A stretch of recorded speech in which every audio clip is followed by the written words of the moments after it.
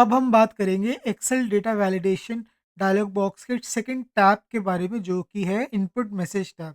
ये टैब पर आपकी जर्नी को और भी यूज़र फ्रेंडली बनाएगा। तो सबसे पहले हम देखते हैं what is the input message tab. Excel data validation का एक पावरफुल फीचर है इनपुट मैसेज टैब, जिससे आप किसी भी सेल पर होवर करके एक पॉपअप मैसेज दिखा सकते हैं। इसका यूज़ करके आप इंस्ट्रक्शन दे सकते हैं, वार्निंग दे सकते हैं, या किसी भी फ़ील्ड का फ़ॉर्मेट समझा सकते हैं अपने यूज़र्स को। जैसे कि मान लीजिए आप एक फ़ॉर्म बना रहे हैं और चाहते हैं कि नेम फ़ील्ड में सिर्फ़ अल्फ़ाबेट्स आएँ, तो आप एक इनपुट मैसेज बॉक्स दे सकते हैं, please enter only letters, number are not allowed. आगे बढ़ने से पहले हम एक्सप्लोर करते हैं कि एक्सेल के अंदर डेटा वैलिडेशन का जब हम यूज़ करते हैं तो उसमें इनपुट मैसेजेस का हम कहाँ पे यूज़ कर सकते हैं। तो यहाँ पे जो हमने सबसे पहली वैलिडेशन अपनी लगाई थी, तो हमने इस सेल के अंदर या फिर इस रेंज के अंदर यूज़र को रिस्ट्रिक्ट किया था सिर्फ होल नंबर एंटर करने तक, यानी कि यूज़र इस पूरी रेंज में सिर्फ होल नंबर एंटर कर सकते थे, उसके अलावा यहाँ पे कोई भी एंट्री नहीं हो सकती। लेकिन अगर मैं ये सेल सेलेक्ट करता हूँ तो यहाँ पे एज सच मुझे कोई इन्फॉर्मेशन नहीं मिल रही जो मुझे ये गाइड करे कि यहाँ पे किस तरह से डेटा को एंटर करना चाहिए। तो यहाँ पे हम इनपुट मैसेज का जो यूज़ है कर सकते हैं। यहाँ पे हम पूरी रेंज को सिलेक्ट करेंगे, उसके बाद डेटा वैलिडेशन के टैब को खोलेंगे और यहाँ पे जो लगी हुई वैलिडेशन है वो यहाँ पे डिस्प्ले हो जाएगी। इसके बाद हम सेकेंड टैब पे जाएंगे जो कि है इनपुट मैसेज, और यहाँ पे show input message when cell is selected को चेक करेंगे। ये ऑलरेडी चेक होता है पर यहाँ पे कोई वैल्यू नहीं होती, इसलिए हमको कोई गाइडेंस मिलती नहीं है। इसके बाद हम आएंगे टाइटल वाले फील्ड में और यहाँ पे टाइटल लिखेंगे हाउ टू एंटर डेटा, और यहाँ पे हम एंटर करेंगे कि कैसे यहाँ पे डेटा को एंटर किया जाना चाहिए। तो यहाँ पे मैं टाइप कर रहा हूँ एंटर होल नंबर्स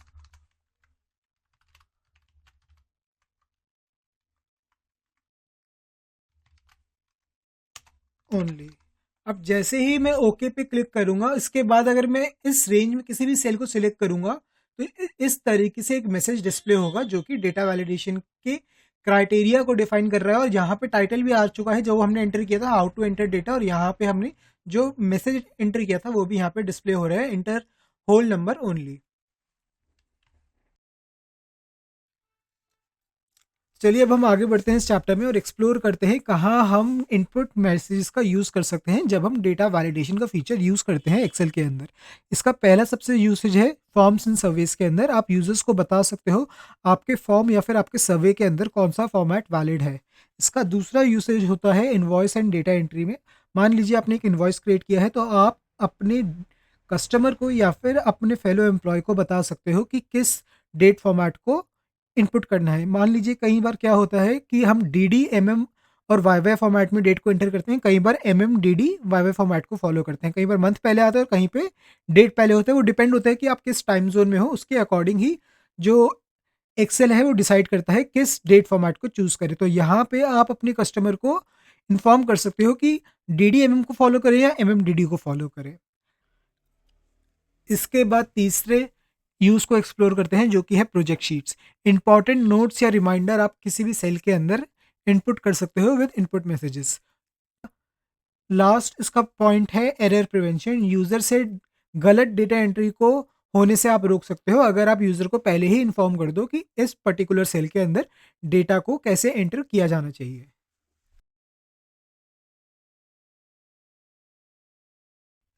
तो इन सारे स्टेप्स को फॉलो करके आप किसी भी पर्टिकुलर रेंज के ऊपर डेटा वैलिडेशन को अप्लाई कर सकते हो। इसमें सबसे पहले आपको उस रेंज को सिलेक्ट करना होगा जिस रेंज में आप कोई डेटा वैलिडेशन के साथ मैसेज डिस्प्ले करना चाहते हो। उसके बाद डेटा टैब पे जाना होगा। डेटा टैब पे जाने के बाद आपको डेटा वैलिडेशन के ऊपर क्लिक करना होगा जो आपको डेटा टूल्स वाले ग्रुप में मिलेगा। इसके बाद सबसे पहले टैब में अपने क्राइटेरिया को डिफाइन कीजिए। उसके बाद सेकंड टैब में मूव ऑन कीजिए जो कि है इनपुट मैसेज।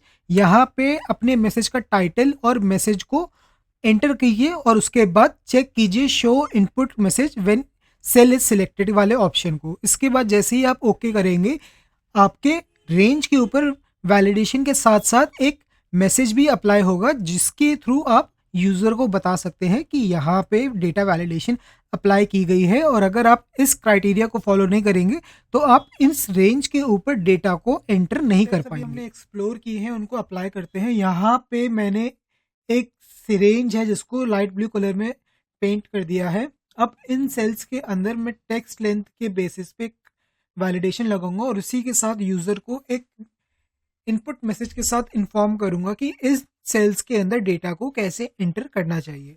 तो रेंज मैंने पूरी सिलेक्ट कर ली है। अब हम डेटा वैलिडेशन के डायलॉग बॉक्स को ओपन करेंगे। इसके लिए हम डेटा टैब पे जाएंगे, डेटा टूल्स के ग्रुप के अंडर डेटा वैलिडेशन पे क्लिक करेंगे, जिसके बाद डेटा वैलिडेशन का जो डायलॉग बॉक्स है वो ओपन होके आ जाएगा। इसके बाद वैलिडेशन क्राइटेरिया में अलाउ वाली फील्ड में से हम टेक्स्ट लेंथ को चूज करेंगे। इसके बाद डेटा फील्ड में से इक्वल टू को चूज करेंगे, क्योंकि हम चाहते हैं कि एक फिक्स कैरेक्टर्स तक ही यूजर इस रेंज के अंदर डेटा को एंटर कर पाए। तो यहाँ पे मैं जो लेंथ है उसको 5 रखूंगा, तो मैंने लेंथ वाले फील्ड में 5 एंटर किया है। इसके बाद अब मैं सेकंड टैब की तरफ मूव करूंगा, इस पे क्लिक करने के बाद आपको कुछ इस तरह की विंडो देखने को मिलेगी। यहाँ पे show input message when cell is selected को चेक करना होगा आपको, ये ऑलरेडी चेक रहता है। इसके बाद टाइटल फील्ड में आएंगे, टाइटल फील्ड में हम एंटर करेंगे criteria to enter data, enter a text of 6 character length।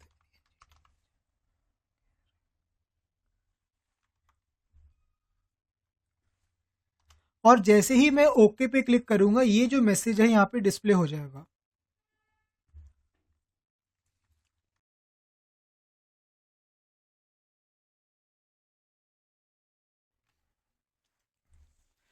Excel में डेटा वैलिडेशन एक पावरफुल फीचर है जो इंश्योर करता है कि यूजर सिर्फ वैलिड डेटा को एंटर करे। लेकिन अगर कोई गलत डेटा डालता है तो क्या होगा? यहाँ आता है एरर अलर्ट टैब का रोल। आगे हम देखेंगे कैसे आप डिफरेंट एरर हैंडलिंग टाइप्स को यूज कर सकते हैं और डेटा वैलिडेशन अप्लाई कर सकते हैं अपने रेंज के अंदर। What is error alert in data validation? जब कोई भी यूजर इनवैलिड डेटा को एंटर करता है तो एक्सेल एक एरर मैसेज शो करता है। ये मैसेज आप डेटा वैलिडेशन डायलॉग बॉक्स में एरर अलर्ट टैब के अंदर जाके कस्टमाइज कर सकते हैं। आप डिसाइड कर सकते हैं कि सिर्फ आप यूजर को एक वार्निंग दें या कंप्लीटली ब्लॉक कर दें उस सेल या उस रेंज में डेटा को एंटर करने से, या फिर सिर्फ एक सिंपल मैसेज डिस्प्ले किया करें कि आपने यहाँ पे क्राइटेरिया के अकॉर्डिंग मैसेज डेटा एंटर नहीं किया है। एरर अलर्ट के 3 टाइप होते हैं एक्सेल के अंदर। पहला है स्टॉप, दूसरा है वार्निंग और तीसरा है इन्फॉर्मेशन। स्टॉप में आप यूजर को इनवैलिड एंट्री करने से कंप्लीटली ब्लॉक कर देते हैं, यानी कि यूजर उस रेंज के अंदर कोई भी डेटा एंटर नहीं कर सकता। दूसरा एरर अलर्ट टाइप है warning.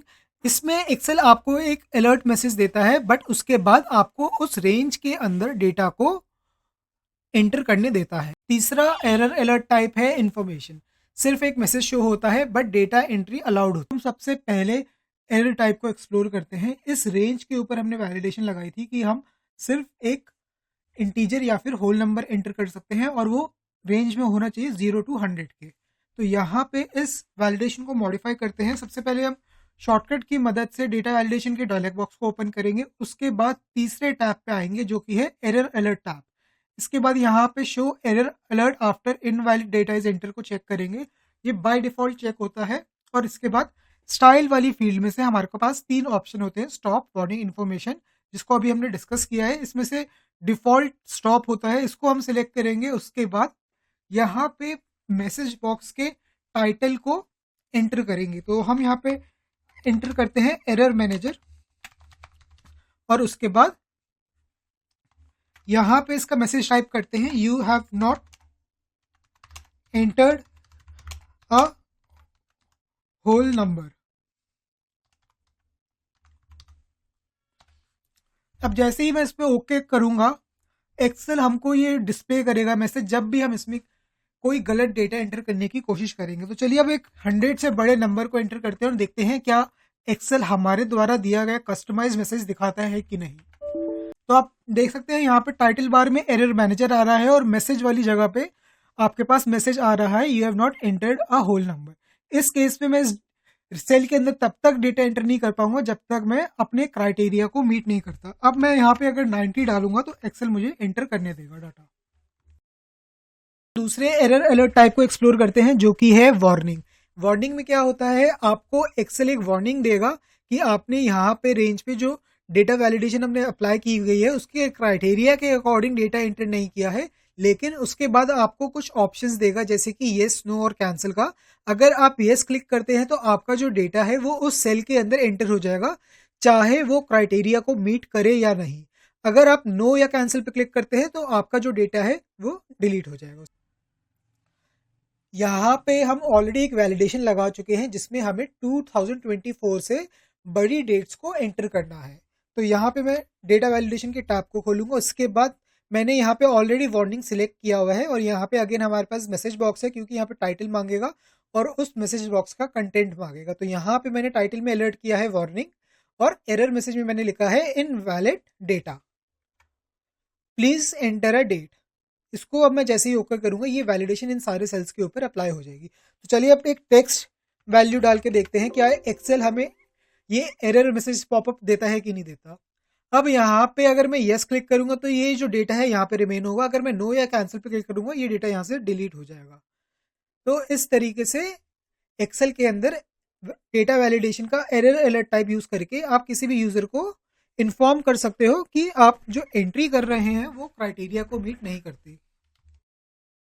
Last error alert type को हम एक्सप्लोर करेंगे जिसमें हमको सिर्फ एक वार्निंग दी जाती है लेकिन हमारे जो डेटा है वो बिना किसी रिस्ट्रिक्शन या फिर बिना किसी इंटरप्शन के सेल के अंदर एंटर हो जाता है। तो इसके लिए हम इस जगह पे वैलिडेशन लगाएंगे। यहाँ पे हम ऑलरेडी एक वैलिडेशन लगा चुके हैं जिसमें कस्टमर को जब ईमेल आईडी वो टाइप करेंगे @ वाला जो सिंबल है वो मस्ट होना चाहिए।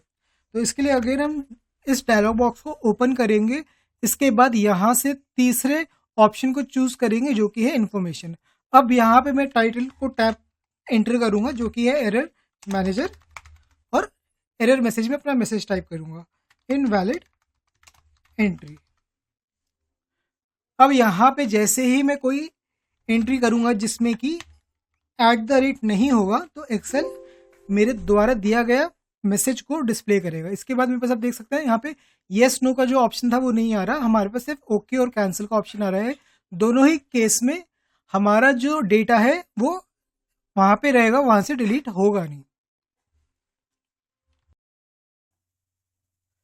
तो चलिए अब हम एक बार जल्दी से रिवाइज कर लेते हैं कि आखिरकार एक्सेल के अंदर डेटा वैलिडेशन काम कैसे करता है।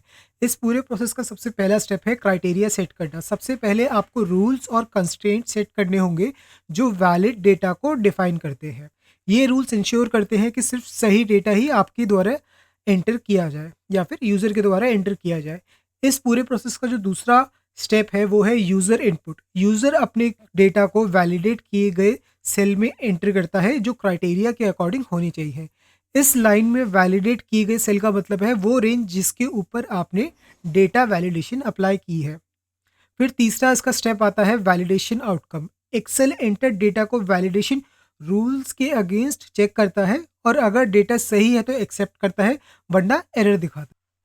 फाइनली हम बात करते हैं अपने लास्ट स्टेप के बारे में जो कि है error popup and input message. अगर यूज़र ने गलत डेटा एंटर किया है तो एक्सेल एरर मैसेज दिखाता है और आपके डेटा को अकॉर्डिंगली ट्रीट करता है। तो इस तरीके से डेटा वैलिडेशन का यूज़ करके आप अपनी एक्सेल शीट में एक्यूरेसी और कंसिस्टेंसी बनाए रखते हैं।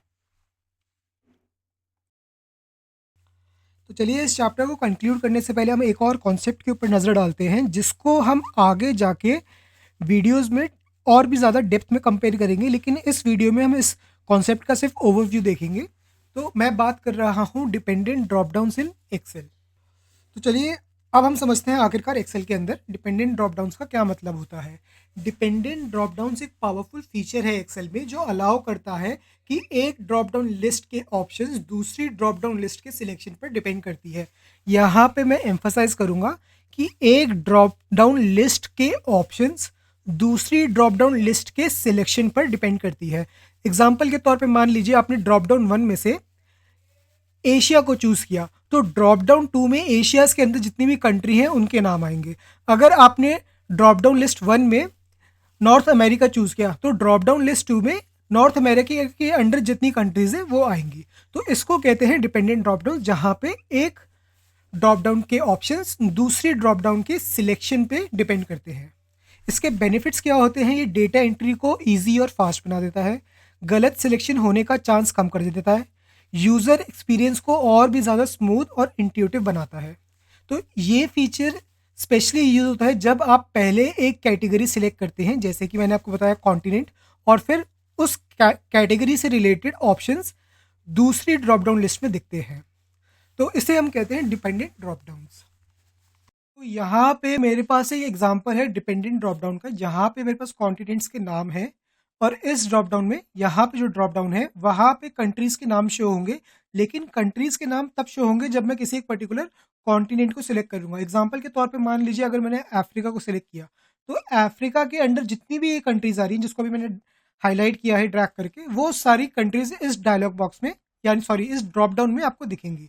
अगर मैं यहाँ पे सिलेक्ट करूँ एशिया, तो एशिया के अंडर जितनी भी कम कंट्रीज हैं वो यहाँ पे डिस्प्ले होंगी। तो आप देख सकते हैं यहाँ पे ये जो ड्रॉप डाउन है अफगानिस्तान से शुरू हो रही है जब मैंने यहाँ पे एशिया सिलेक्ट किया। अगर मैं यहाँ पे अफ्रीका स्टार्ट करता हूँ तो ये ड्रॉप डाउन अल्जीरिया से स्टार्ट होगी। तो यहाँ पे आप देख सकते हैं अल्जीरिया से स्टार्ट हो रही है। तो इस तरीके से डिपेंडेंट ड्रॉप डाउन काम करती है। जो आपकी पेरेंट ड्रॉप डाउन है उसके अंदर आपने कौन से ऑप्शन को सिलेक्ट किया है उसके बेसिस पे जो चाइल्ड ड्रॉप डाउन है वो रिएक्ट करती है।